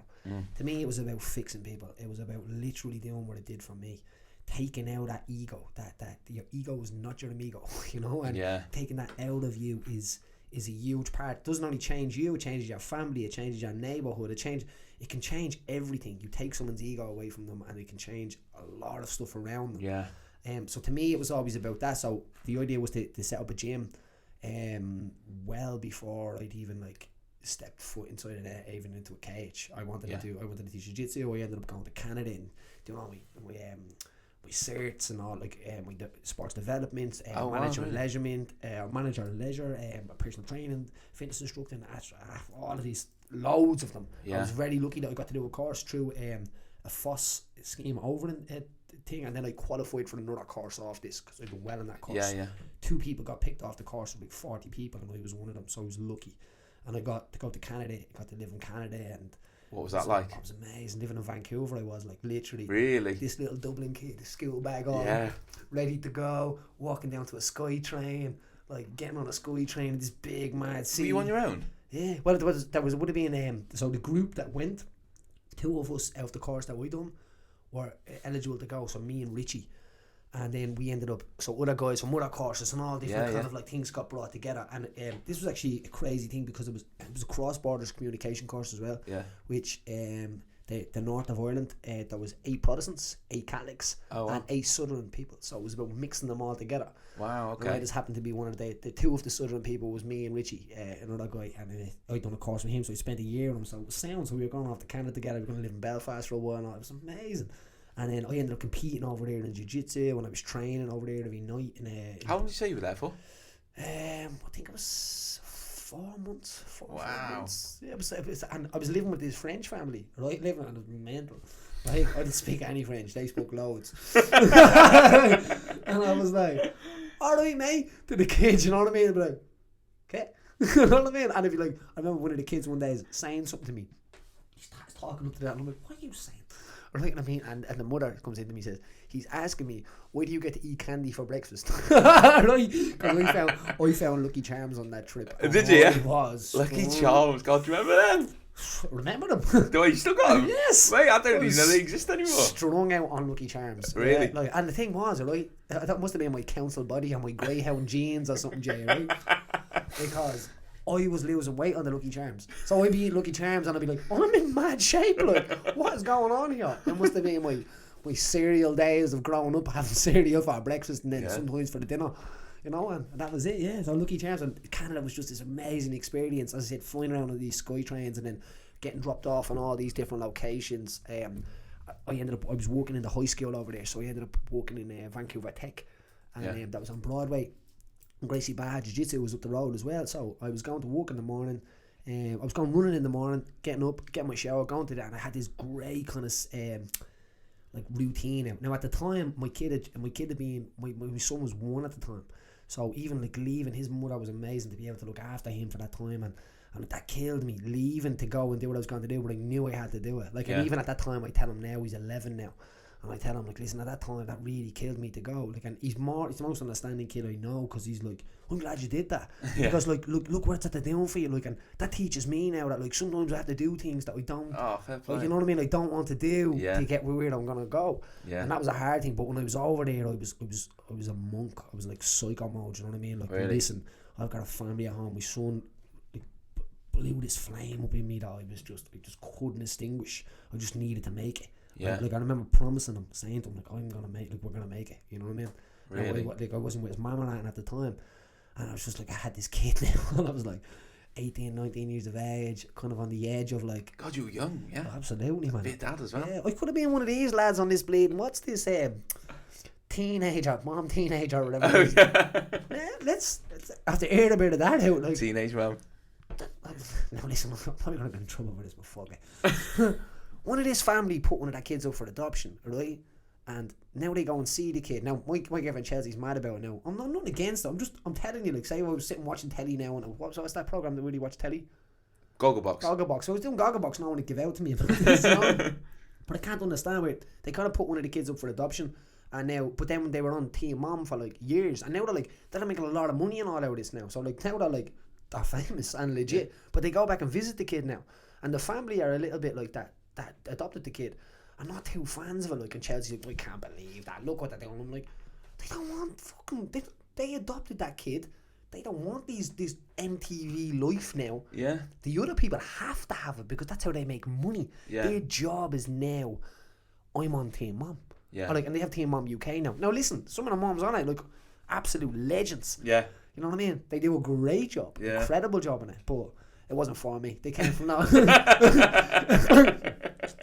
Well, I was young, and anyway, so but the idea is even in Dublin now, we're at we launched this thing the other day called Lads the Dads. So it's about a mentorship for young men and young fathers to mentor lads that are just about to have kids. Yeah. Because like lads are, the pendulum of feminism and all of this kind of thing, right, has swung, and sometimes I think it's swung and it's got stuck up here for a little bit. When's it gonna swing back and just be even again? Because you can't say anything. No, I know what you're saying. Yeah, you can't say anything. You know, don't say nothing. Yeah, but like I was making a great example the other night. So say in Ireland, the social housing and all. So now I know how long does it take to get a council house over here? I wouldn't know, to be honest, mate. Wouldn't know. Probably 3 weeks, 4 weeks. Probably something ridiculous. Do you know how long it takes in Ireland? Go on. 10 years. 10 years? 10 years.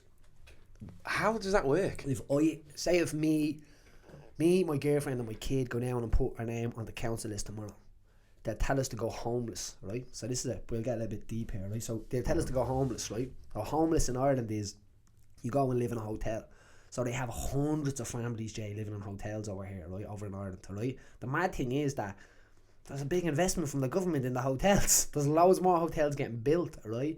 They've suggested hubs. They've suggested where families live in like kind of like a room and they share the toilet on the corridor and stuff like this. Oh my God! It's like, so this is a modern day tenement is what it would be called, right now.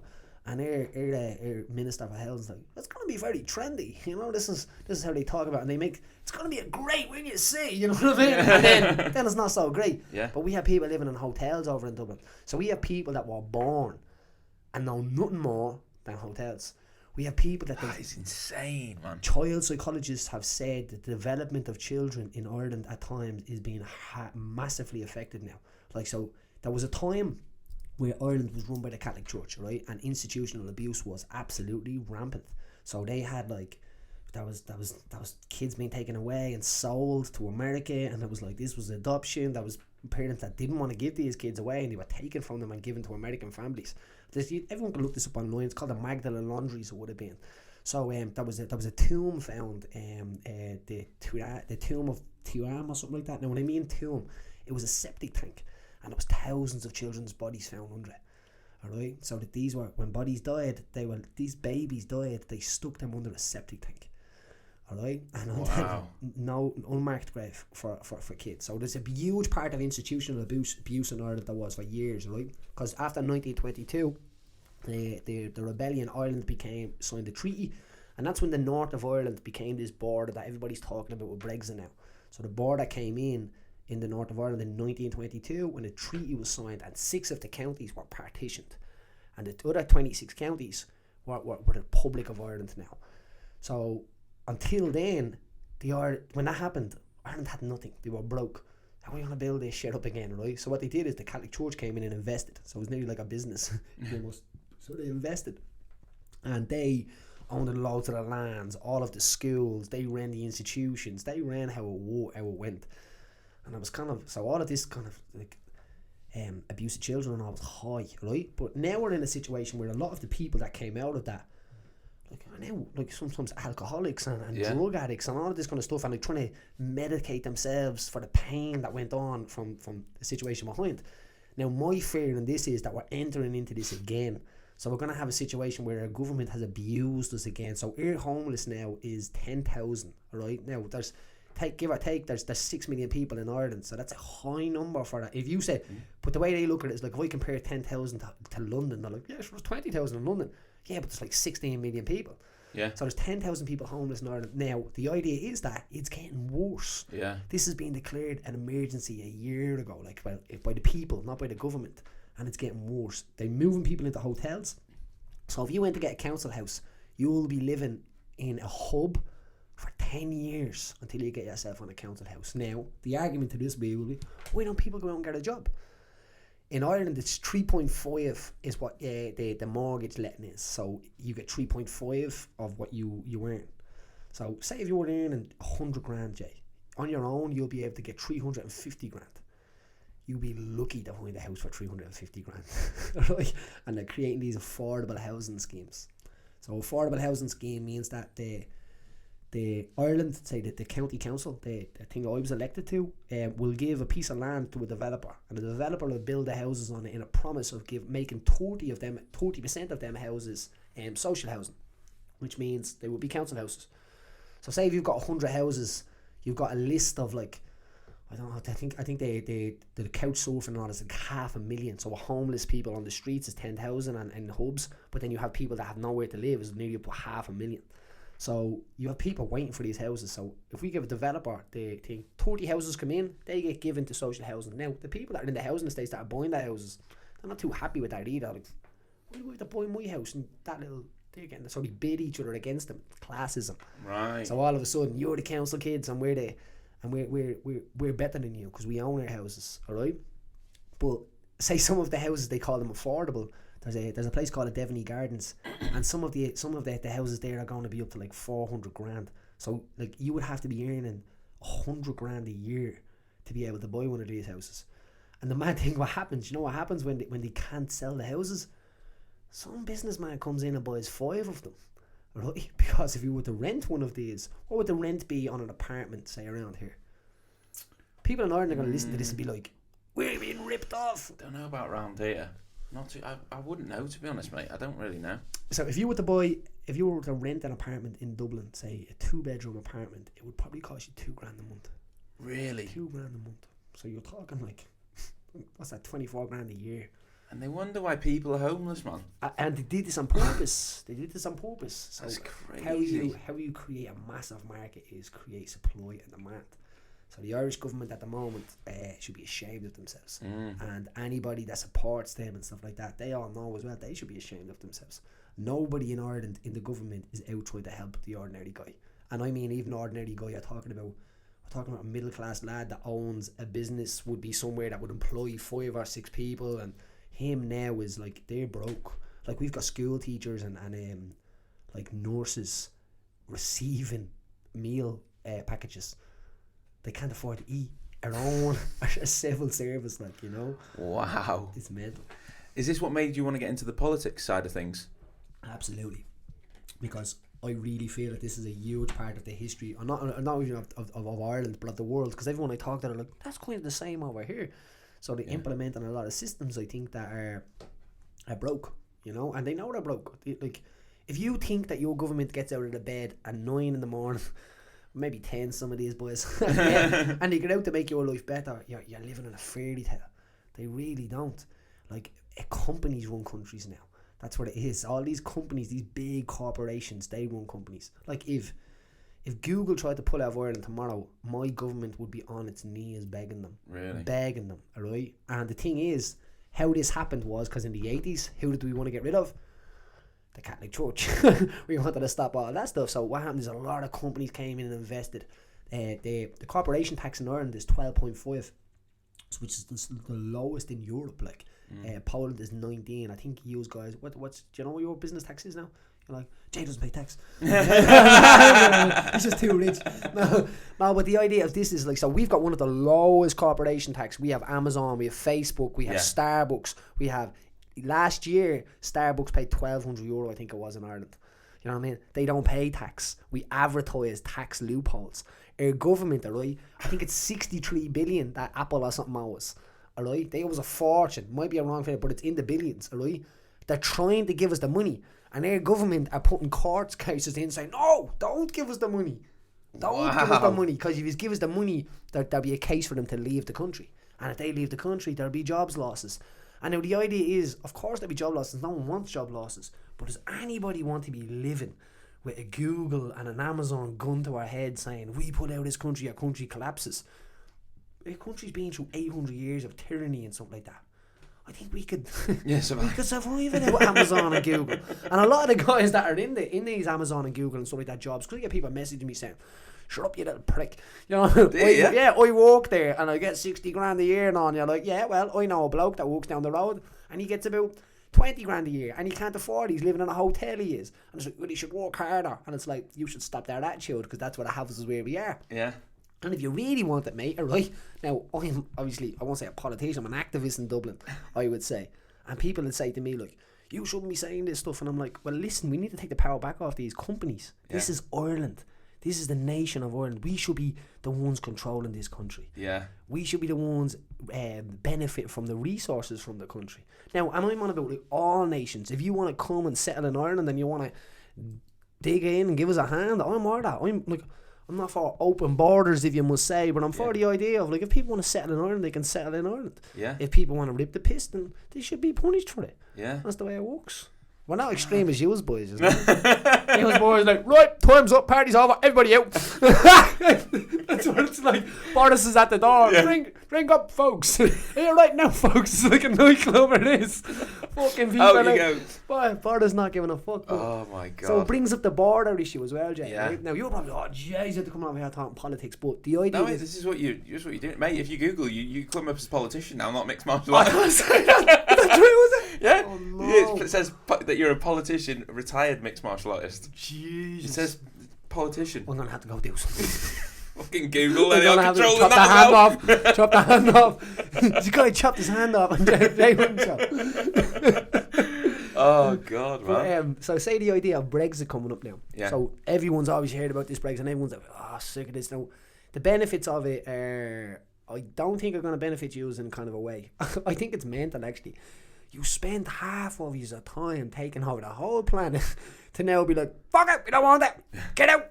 And everyone's getting out now. And it's like this is going to have mad complications. Right now, the thing that's holding this up mostly is the British border in Ireland, which they say the Irish border. We don't have a border. Yeah. We have a sea, and it's between us and yous. You know what I mean? We definitely didn't put the border there. Yeah. There's a time when I was a kid, so I remember the border, so the real border. So when there was a border in Ireland, like you would be stopped by British soldiers on the border in Ireland and searched. You know what I mean? I've been taken out of cars. I've had machine guns pointed at me as a kid. Really? Yeah, I've been called a tag, a Fenian scum. All of it in my own country in a way, right now. And I understand it because people say to me, "You hate British people," and you're like, "No, my girlfriend's from Liverpool, and I don't. I hate the idea of the British Empire being in my country." Like the same way you wouldn't like the idea of the Irish Army being on the Runcorn Bridge or something. You know, saying, "Fucking out of the car, boy." You just wouldn't have it. There'd be war. There'd be absolute menacy. And the mad thing is, if you did kick up at the Irish Army being on the Runcorn Bridge and start going mad at them, do you know what they'd say? Terrorists! Yeah. If you fight back, you're a terrorist. And this is how this happens. If people want to listen and know a little bit about this story, there's I can't remember the street, that there's a great program on YouTube, and it's about the burning of I can't remember the name, but I'm going to be raging that. But the loyalists came in and burned Catholics out of homes, just took all the homes, right? The British Army helped them in a way, right? And people kicked up. Look, we ended up with refugees from the north of Ireland in Dublin, so we had a refugee situation in the 60s. Yeah. And so now we're dealing with this Brexit situation where they're like, right, the Good Friday Agreement came in 1998. So the Good Friday Agreement was like, right, it's a peace. It's all at peace. Yeah. So the IRA, as they would know, would be known in Ireland, would be the Irish Republican Army. So at that time, they would have been linked with Sinn Féin. So Sinn Féin would have been, say, the political party of that. Now at a time, you're talking about bedlam here. You're talking about, this was war at that time in 1998 up there, and especially into the 70s. The troubles were hard. Yeah. By the time it got to 1998, all sides sat down and put their arms down. So, right, we'll decommission. The British Army will leave Ireland. We'll become the PSNI, which would be the Police Service Northern Ireland. Ireland would be governed from Ireland, from Stormont and these kind of things, and there was peace. So up till now, in the Good Friday Agreement, I had that if England decided to leave the EU, that Ireland would get a referendum, and Ireland would get a referendum to vote for United Ireland. Wow. So United Ireland is something that we've been searching for since 1922. Michael Collins was a general who signed the treaty, and Michael Collins was the one who said, this will be our stepping stone. So we'll use this as a stepping stone. But when he signed that treaty, he said, I know I'm signing my death warrant. Because he knew that some people would be seen as him giving away the country, but he was looking 100 years down the line. Yeah. So where we are now is nearly 100 years after. Wow. Where we could be looking at this. Now, he was killed, so not too long after that, he was shot in Bainablaw in Cork. So they killed him then. And he was killed by his own, so he was killed by the anti-treaties. So there was treaty and anti-treaty, because when this treaty was signed in Ireland, there was a civil war. So the war was people, split families. So people that, like, you want a treaty, I don't want a treaty, and we would go to war, and there was a war, so between each other on both sides. And not a lot of people know this, but so there's so much history in it. Yeah, there is.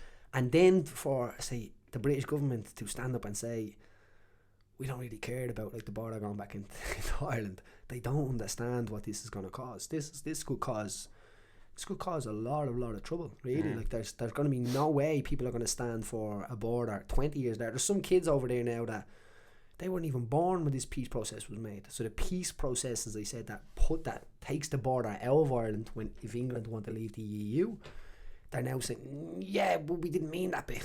You know what I mean? It's like, well, there's kids over here now that are 20 years of age and they don't know what it's like to have a border in that country. So you're coming in and there's young men now and you're just going to put a border in that country and you just expect them to do nothing about it. Yeah. It's like, it's not us, it's not the people from before, it's the people that were here and that you didn't even, like, you're not even accounting for, that they weren't even born. This way of life now to them is going to be totally new, where there's border checks and there's this and there's that, and if they put people on that border, it's going to cause trouble. It's going to cause an excuse for an uprising, you know, and that's it. So the IRA are decommissioned, and the Sinn Féin is the political party in Ireland, which one of the oldest one, but all the other parties and stuff like that would sling mud and you are associated with this and that, and the same guys that I told you that would have kind of fought back at a time when fighting back was all they had. People were coming into their houses and burning their houses down, and these local lads in the states and the communities and stuff like that stood up and protected it were the terrorists, if you notice, you know. So there's a lot of stuff that goes on in Ireland. There's a lot of history in Ireland that I don't think that English people understand, but I think we're actually closer than we actually believe. No. Yeah. When did you decide that you were going to get into the politics? Is it something you've always wanted to do, or is it just like in the last few years that you thought, right, now I need to get involved in this because all this stuff's going on and someone needs to stand up and do something? That's kind of it. Now, I'm elected in the local council, so the idea is that it's built up with 40 councillors. It's very hard to get it done, but the idea is when I say something that I can come on here now and speak from a position that it's not like some sofa banger. I'm in there, I'm elected in there now. So when I say stuff, I'm saying it from a point of view that I know what's going on. Now I don't know it all, I definitely don't know it all, but I look into what's going on. And if I say it to you, I want to try and put myself in a position that not only am I effective in Ireland, in my little constituency, that when I come over here and I tell your town and Liverpool and something, and then people, hold on, that's not right, because they will realise that it's not right what's going on. And it's not only over here, it's not only over in Ireland. Yeah. It's over here too. Yeah. The elites are running amok over here. You guys are fed up with them as well. So all the ordinary guys, I think the guys that just want to get along and work hard and be able to do it, that's getting harder to do. And these elites are making it harder. It's like they're driving the workforce into the ground because they want more.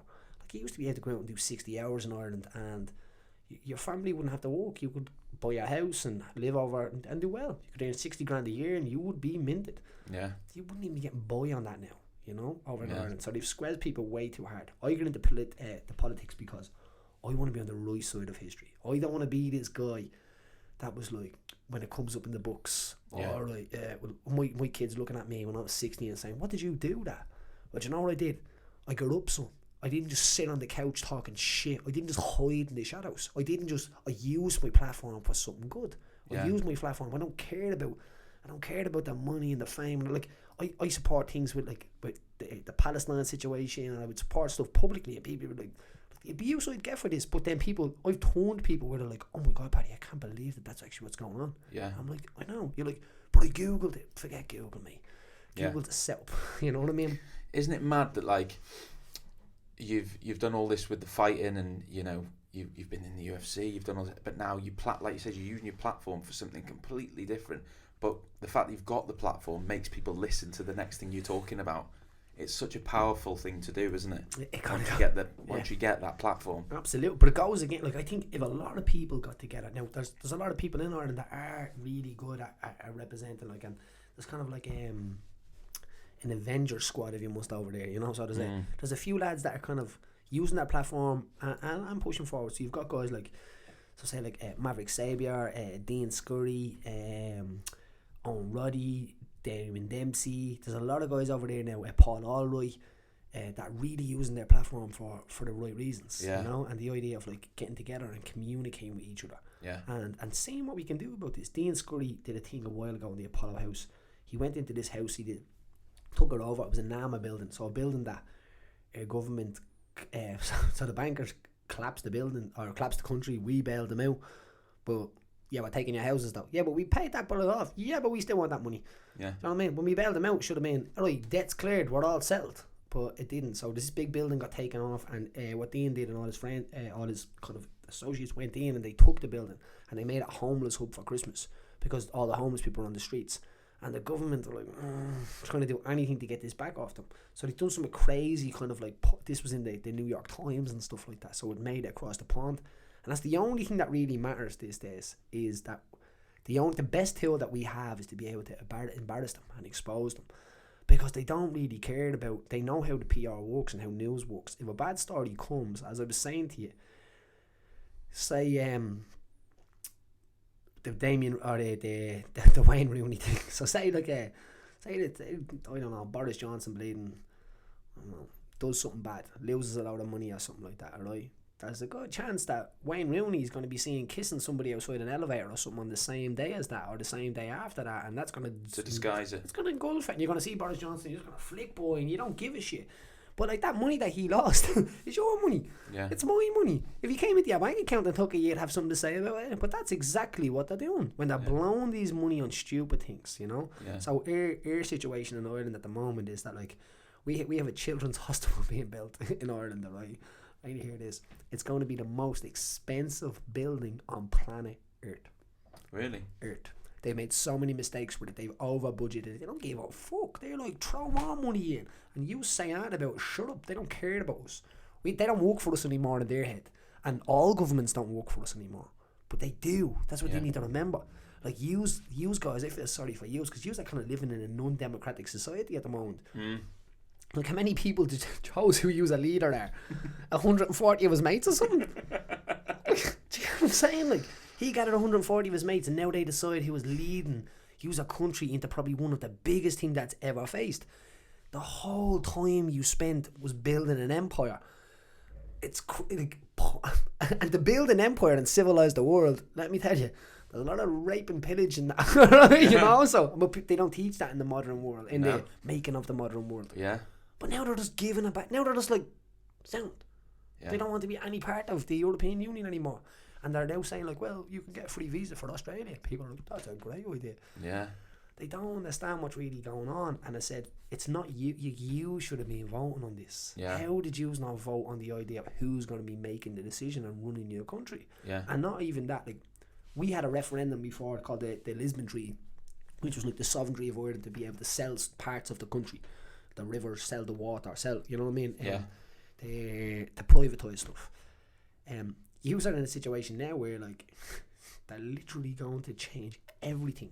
Yeah. So all the imports with me, all of the imports of people travelling here, like me coming here today, I'm probably going to need a visa then. Yeah. Do you know what I mean? Like you going to Ireland now just to do something is going to be a lot harder. Yeah. And they're going to be able to control this a lot more. And when they get control of you as on a little island, I just don't know what's going to happen. I don't know what's going to happen to the working class and the people under that. You know what I mean? The classes. I worry about that. Yeah, it's worrying times, really, isn't it? You're not worried about it. You know? I'm not going to worry about that. I got a nice little attic. I live in my shop. Yeah, do you know what I mean? So if people are like me and I'm like, I belong in that class. I belong in that, and I'm trying to fight for them people. You know, as I said. When my kids look up to me, I'm going to be like, listen, this is what I try to do. And I don't believe that I'm going to be able to make mad changes. Yeah. But I know for a fact that if I educate enough people, I'll be able to spark a few minds that maybe will be able to, you know. Yeah. So, and my own sons. Yeah. How many kids have you got? I've got two. So I have Tiernan, which is nearly 12 years of age, and I have Seamus, which is 9 months and mental. Really? He's mad. Really, yeah? Red hair, boy skin, has a comb. Reminds you of yourself. He's a spit of me. He's the spit of me, and he's solid. He is. Like, he's 9 months and he's standing.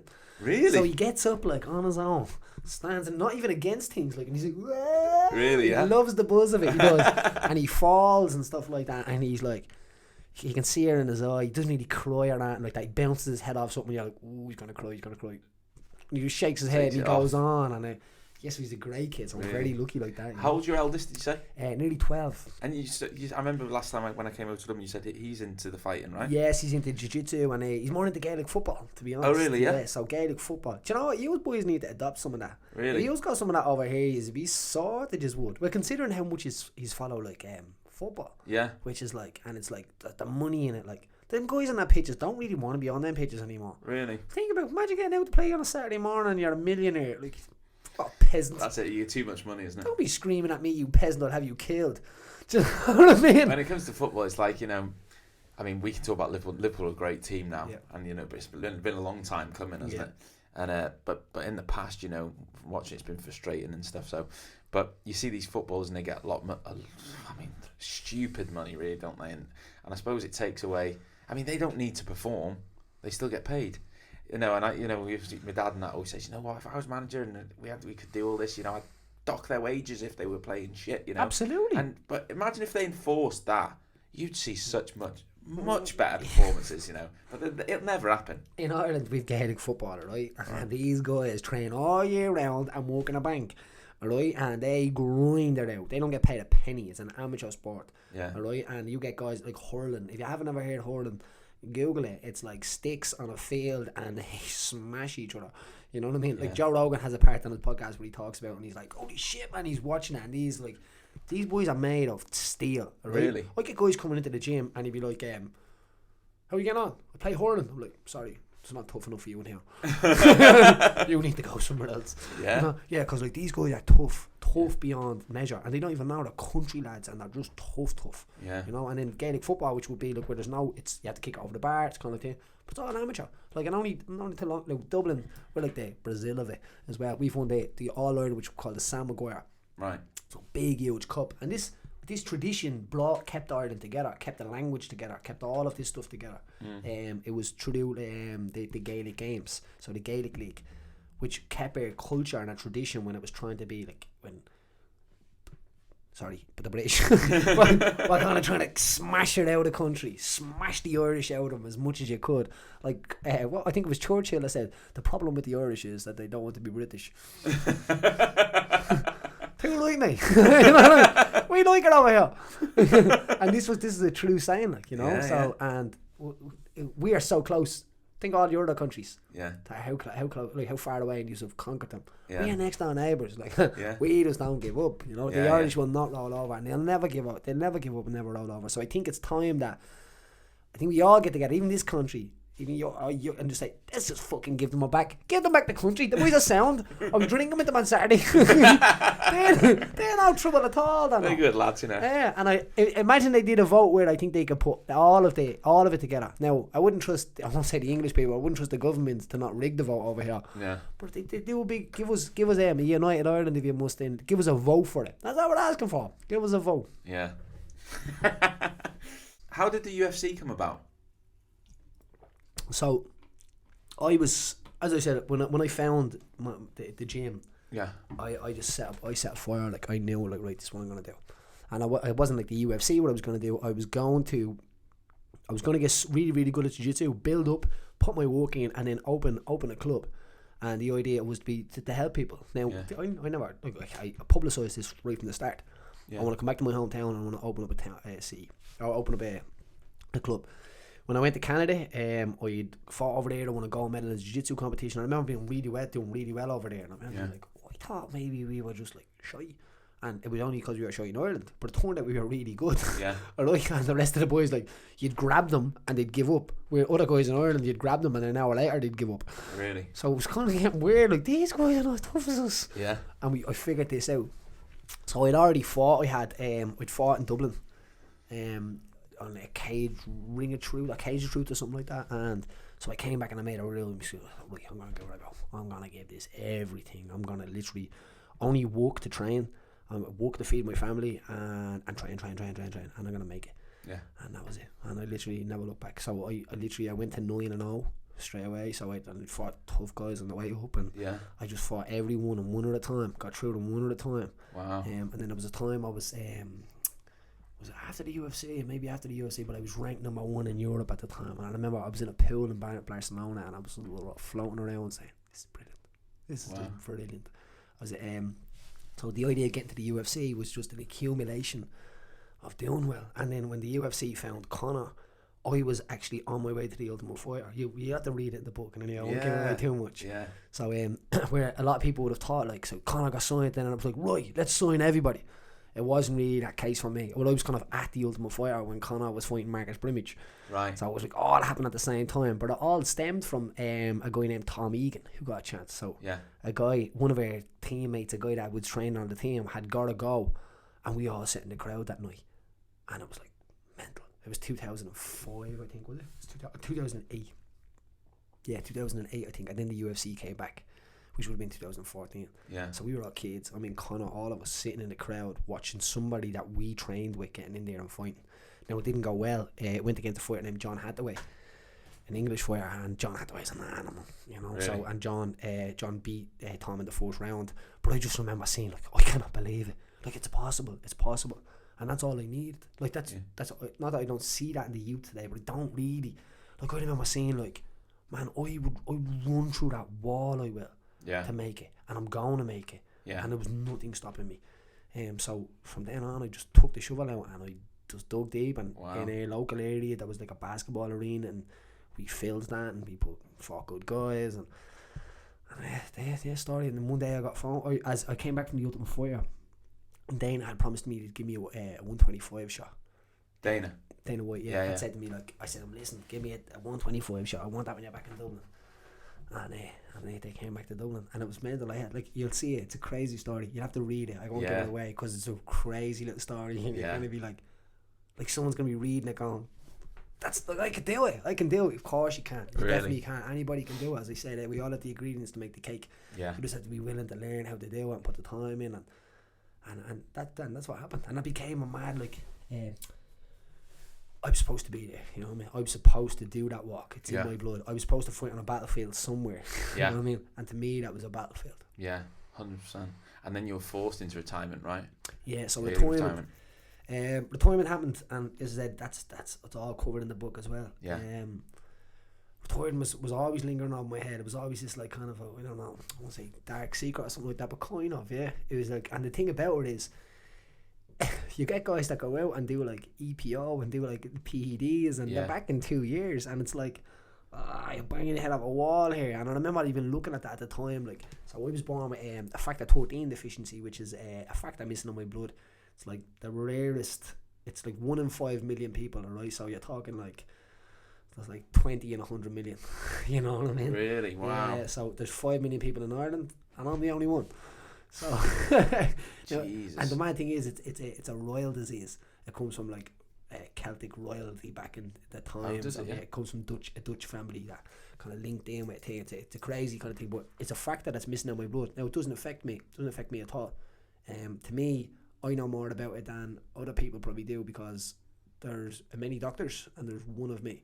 Yeah. So I lived with this for my whole life. I grew up in a crazy place. I had bumps and bruises. I've had stuff as a kid. I nearly died, and you'll hear it all in the book. Yeah. You know what I mean? So I knew how my toughness is, but I knew that if this ever came to light, that would be one of the things that it would be like, no, you cannot do that for safety purposes. So the purposes would be, there's 50,000 Paddies trying to get in there, but that one has that little point of a risk. Yeah. And in a world like that, that little point of a risk, they won't take that. Really? So I knew that would happen. So not that I hit it, I just kind of never, like, talked about it. You know what I mean? Like, yeah. And I helped that Conor was probably one of the biggest stars in the world as well. So it kind of helped that, like, Conor was taking a lot of the limelight, and people would have been like, "Were you jealous?" And you were like, "No, I was delighted. I was happy." You know what I mean? Because Conor, like, if it had been just me, this probably would have came to light very quick. But people were looking at Conor and stuff like that, and Conor was always the general to me. You know what I mean? And even that, like, he was kind of like, without even knowing it, he was taking the light without, and I was like, take more. You know what I mean? In that way. So when it did come out, I just happened to, like, I was ready to fight in 2 weeks. I was fighting in Rotterdam. Wow. And it came up from an injury that I'd had in a fight. The doctor had sussed someone, you'll read it. Yeah. But that's what happened. So it dropped that I had factor 13 deficiency, and that I couldn't fight anymore. So in a day, I went from being a fighter to this, gone. How did that feel? Oh, mental, horrible. But you know what the mad thing was? It was a fear. I just knew it. It actually felt like a little bit of a weight on my shoulders, because for my whole life, like, from my whole career, I didn't want to be treated different. That was the big reason. Yeah. Like, a big reason why I didn't disclose it to everybody, and nobody knew about it. It wasn't like we all had a secret. I had. Yeah. I kept it. But when we got to, like, well, I even want people saying to me, oh, like, I don't even want to spar with you in case I hurt you because you're like you're disabled. No. You know what I mean? Not that there's anything wrong, but like, I was a fire at that time, so my heart was like, don't give it to me. I want you to try and kill me because I need to be prepared for that. Yeah. You know, so that's what I wanted. So I didn't want the pity. I didn't want anything like that. And people say to me, now it's only after looking back that I'm like, you were fucking mental. I only found out a little while ago. It was actually a girl I had on my podcast named Lynn Rowan. I don't think she even knows it because I was like, she said something to me, right? I was like, I didn't care as a kid. I said to her, like, I didn't, like, if we died or whatever, it doesn't matter to me. Like, we didn't really give a shit. I said, but then I started, like, I had me kids and stuff like that. And she was like, that's because when you were a kid, you had nothing to lose. Yeah. Nothing to lose. And unannounced to yourself, then all of a sudden you gained stuff and you acquired stuff and then you had stuff to lose. Yeah. And that brings fear. Yeah. I remember being gobsmacked. Like, any kid that's out there that is like that, try and find something to live for. Yeah. You know what I mean? Like that famous Tupac saying, if you don't find something to live for, you're going to end up finding something to die for. Yeah. It's true, isn't it? True story. Like, and it will happen like that because you'll end up going down a road where, like, you're going to die for your pride or die for your ego or die for your mate or do something stupid, you know, in this kind of situation where, or you can find something that I'm going to wake up every morning, I'm going to live for this, I'm going to live for that, I'm going to live for my family. And there's so much more past money, you know that now. Yeah, 100%. But there's no doubt that at the time, it's like, when I get money, I'm going to do this. Yeah. I'm going to have 2 scoops of ice cream. Be ambitious, kids. Do you know what I mean? Yeah. But the idea of that, like, when you get money, I say to people, like, don't focus on the money. If the money's here, focus on what's there, and that all come to it. The money, you pass the money and people will be handing it to you. People that didn't focus on the end goal, people that focused on the money, they'll be now trying to buy your end goal off you or buy a little feeling of what it's like off you. You know, like, it's, that's what I was like. You know, I used to focus on being the best tattoo artist I could possibly be, and I still do that now. Deadly. And I just think, like you said it when we spoke, you know, the money is a byproduct of the work you put in, and it's so true, man. It's so true. And so you've written a book now, yeah? I've written a book, yeah. So The Hooligan. So it's literally my life. So is it out now? No, it's out on the 25th of October. So we literally just kind of, do you know what I'll do? I'll read the back off it, will I? Okay. Where can you get it from? You can get it from everywhere. You can get it on Amazon. It's one of the biggest publishers in Ireland, which would be Gill. Right. So this is the cover there. Yeah, it's a brilliant photo. So the back looks good as well. The back's a great It looks really cool, doesn't it? Yeah. So it's, the back of it says, when Paddy Holohan discovered mixed martial arts as a teenager, it was the first time his life settled into something approaching focus. Far removed from the chaos of the outside world, every bout reduced the maze of hardship to one simple proposition: survive. A task made all more unlikely given the rare form of haemophilia which he kept secret from the MMA world for many years. For the duration of his career, he was never more than one misplaced strike away from the end. Why enter the octagon knowing that you might never live? For Holohan, it would take him on a journey to the summit of his sport and a high-profile fall from grace to unravel the question and the answer. With it, finally find some measure of redemption. This is his story. Mate, that's quality, isn't it? And that, goosebumps! Yeah, so it's called The Hooligan. Yeah, man. And it's literally my life. I spent a lot of time in the north of Ireland when I was a kid as well, so I like in a war zone basically. You know? So and then in Jobstown where I grew up, there was some crazy stuff that went on. There's parts of my, like, as I said, I've sent this to like 3 or 4 people, the book, to kind of help prove it, and people are ringing me back and being like, "Are you alright?" Yeah. I'm like, I never knew that about you, like, and I'm like, I've kept all this, this stuff because I knew one day that the road would come that I would write a book. Now I didn't write a book for the glory of writing a book. I wrote a book for the glory of, I know for a fact that people are going to read this book and they're going to see themselves. They're going to see parts and they're going to realise that I'm just a human. And I try to do that. Like, when I have my first cage contender fights way back in the day, like, I remember standing there saying, listen, I'm just a kid from Jobstown. I'm one of yous. If I can do it, yous can do it. And I said this on the mic, and I've been preaching that for so much more, because there's so much power in realising that what you can do when you actually realise you can do stuff. Like, you need to, no matter what you're held back by, you need to be able to go. Like, you get guys that smoke cigarettes say, I can't join the gym because I smoke cigarettes. You might as well join the gym and smoke cigarettes. At least you have a gym and cigarettes. You know what I mean? In a way, but guys are like, but I'm never going to give a cigarette, so I'll never join the gym. Sound, you found your excuse. I'll see you on the other side when we all die. You know, whatever. But that's it. That's all that's on the end of that. Like, you need to feel your body moving at its optimum prime. You need to feel the happinesses of it. And they don't involve in money and all of this kind of stuff. Yeah. They involve a cabin in bleeding the Maldives somewhere or something. You know what I mean? Somewhere so sensual that you just find yourself thinking, like, this is just a miracle. Look at this place. How did this just come about? Yeah. These are the things that are so much bigger and so much more motivating to me than anything else. Yeah. And I do this in Ireland all the time. We walk in the hills. There's some amazing places in Ireland to go and see, you know. Yeah. And you'll find yourself looking over like Dublin Bay and just being like, oh, wow, this is mental. Like, imagine what this was like when there was like war coming to this shores, Vikings, like, you know, like taking over, mixing with their kind, and like, and all you guys going, they're fucking mental over there, don't go over there, don't go over there, PJ, stay away from there. Oh man, you must look back at your life and at the point you're at now, and there's such a big future ahead still, that you must look back and be proud of your achievements and all the things you've done so far, because, you know, you've come from, like you said, just a council estate. You learn how to fight. You've got to the pinnacle of fighting. You've written a book. You've opened your own gym. You're now in politics. You know, you've got a family. You've got all these. Yeah. You do say you've had the hectic life, mate. Do you know what I mean? And how old are you? 31. 31. I mean, the future's so bright, so far ahead. Like, there's so much to achieve, even more so now. You've done so much. You must be proud of yourself. A lot of people don't say it though. A lot of people don't say that they're proud of themselves, because, and I think people should. You know, that there's a lot of people who don't achieve anything. They don't do anything. And, you know, when you've done so much at the age you're at as well, and get the platform you got, and now you're helping other people try and see their own potential, mate. That's a lot to be proud of. You should say it. There was one time where I actually probably only felt proud of myself for once, really. And I remember it wasn't too long ago as well, when my son Seamus was born. Really? So I remember standing there when I collected him, like from his mother, you know, like right seconds after it. Yeah. And I'm telling you now, I could feel his heart synchronising with mine. It was, it's the most amazing thing ever. And I knew it.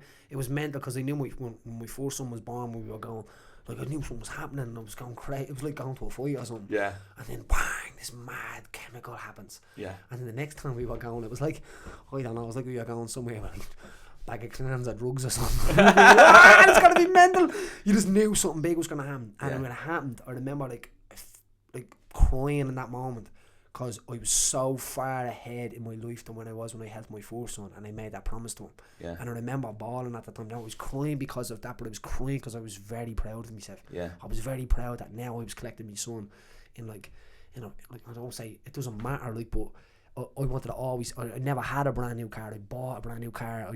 I had my own gym. I was helping people's lives. I was in this situation where I was just absolutely proud of myself. Like, I shouldn't have made it. I remember feeling that to myself, and I still feel that sometimes. Like, and another part of what I'd be proud of is that, like, I didn't change me. When you go through the grinder, I say, like, people you're going to find hardship, and you're going to find people that were your friends and were actually, like, they were never your friends. You just viewed the relationship different than they viewed at the time. I know this as a man now, because I'm older now. I think that I'm more mature. Yeah. When you're a kid, a lot of stuff can go against you, where you're like, you're right or die, mate. You know what I mean? Day ones and all this and all that. It's not. Sometimes it is like that, but it's deeper than that. You cannot have that with like more than 3 or 4 people. I just don't think it's possible. Yeah. So now I'm in a situation where I'm like, I didn't become part of that grinder. So if you put people through the grinder, and then you come through and you pop out the other end, you're like, oh, he's a prick, and then someone comes along and it's like, well, it happened to me, so I'm going to do it to you. And that's kind of the situation that humans find themselves in. Yeah. And I like specifically made a deal with myself that I'd never be like that. Yeah. That I will not be affected. I will smile when I come out the other side of the grinder. And now when the kid does come in with me and I see him, I'll give him advice, I'll give him the chances, but I'll be straight up with him as well. Yeah. And there's times like I have give chances to people and they have screwed me over. Yeah. They have like you have, I know stories with yourself, you're like, and I'm like, motherfucker. You know what I mean? But it's normal, because when I'm talking to you then it's like, do you know what? This shit just happens. And just these people in their lives are never ever going to be able to like stand there and look themselves in the mirror and say, do you know what? I'm one true motherfucker. Yeah. I'm real. I'm as real as they come. They'll say it on their Instagram all day. They'll say whatever, but they won't be truly. I can lie in my bed and I'm comfy. I've never fucked anybody over. Yeah. I've always tried to help people the most. Yeah. And that's probably most of the stuff that I'm proud of, as I said, my family and that. Yeah. But I'm proud that I don't hold that bitterness, and that bitterness that ruins you, you know? Like, yeah. And I'm not fucking happy all the time. No, but that's it, mate. It's being. My dad always says, you know, you can't run away from yourself, and that's it. So when you're, like you said, you're lying in bed at night, you know what you've done and what you haven't done. And to be honest, mate, I do the same thing. I can sit. I've got a clear conscience at night, and I think, wow, you know, I've never done anything bad to anyone. I look after people, and being able to say that to yourself, I think a lot of people have, you know, mental health problems as well. A lot of people can get stuff just from the fact that they know in their own head that they might have done things that are wrong, but they can't say anything. Absolutely. And they're living with the shame and the secret of certain things, and it burns away in there, and you know, it causes all sorts of depression, anger, anything. You see it on them though. If you watch, you see it. It withers away. It's like putting a tiny bit of poison under your skin, and it'll get you. It will wither you away. And I've seen this eating people. You know what I mean? Yeah. And like, I won't say this because people say, "Oh, I think we don't live in a world anymore that bad things happen to bad people." Yeah. That doesn't happen anymore. I know loads of bad people that are right in life. You know what I mean? Yeah. And behind the bodies behind them. Yeah. You know what I mean? Yeah. Yeah. And so that's not true. So all of these little sayings and things that people say, I don't know whether the government made them or something, you know what I mean? To be like, we need something to get them going along when they're getting sad. Yeah. Well, I'm not thinking of the bad people. That's a good one. You know what I mean? Put that on the news. And it's not always the truth. So people get annoyed by that as well. People are like, yeah, well, look at him, and I'm this, and I'm that. You're losing. Having that conversation with yourself, you're losing. Yeah. Go out, focus on your own page of shit, and deal with that, you know what I mean? And just be true and be straight, you know? Yeah, like, say with the book coming up, people are like, kind of, oh, what's my part like? And I'm like, well, we a cunt. And they're like, I mean, you are sound. Well, then you have nothing to worry about. Yeah. And it's like, right. We're having this guy, I remember saying this to you before as well, like, in the idea of like, you're in people's lives, be careful what's going on, because you don't know what someday, like, treat people nice, be nice, don't put memes up about being nice. Be nice. You don't know what people are going through. Yeah, people are going through some shit, man. Yeah, man, it's so true. Well, mate, to say thanks for coming on, I've done a little souvenir. Have you seen this podcast before? Do you know what's coming here? No. I know you didn't get you on. So what I do for people coming on, I give a little T-shirt, and I've done a little personalised caricature for you. And I get printed on. You just take it home with you. But it's just to say thanks for coming on. What a beard. You like it? Whoever did the beard done a good job. He knows. Absolutely. Do I look like that? That's from the book, mate. Oh, is it? It's the book, I used the book to draw it. Oh, you're a legend. You like it, man? That is a cracking T-shirt. Yeah. Deadly. Let me take a picture of that. You can take that with you, mate. Stay there for a second, I'll take a picture of it. Boy, here. That is class. Mama made it. Yeah, man, it looks cool. Oh, man. you're a legend. Mate, that's Thanks for you. So much. I really enjoyed that. Mate, thank you very much for coming on. Going to get a barbecue now, I am. Yeah. Yeah, I mean, I'm in order tomorrow, or the next time, come on, when you get a visa. Yeah. I'll have to get one soon We'll go and enough. get a point or something. I'll bring up the Johnny Foxes or something like that. Definitely, 100%. Mate, it's been inspiring to have you on, and I'm sure everyone at home is going to feel the same. So thanks for coming on, mate. I really appreciate your time. Cheers, pal. Cheers.